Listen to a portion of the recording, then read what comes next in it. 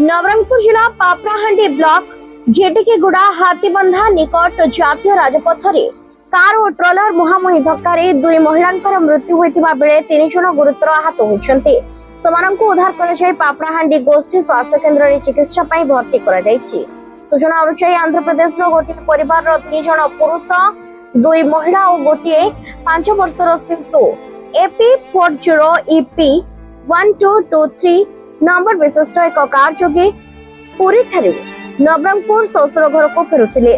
से समय TN28BK6116 number विशिष्ट एक ट्रलर कलाहांडी जिला अभिमुखे जाउतबा समय उभयଙ୍କ ମଧ୍ୟରେ मुहांमुही धक्का होइतिला। घटनास्थल रे अतिशीघ्र पुलिस और अग्निशम बाहिनी पहुंची 5 जनଙ୍କୁ उद्धार करी पापड़ाहांडी गोष्ठी स्वास्थ्य केन्द्र रे भर्ती करा जायतिला। सेठारे प्राथमिक चिकित्सा परे डाक्टर 2 महिलांको मृत घोषणा करथिले।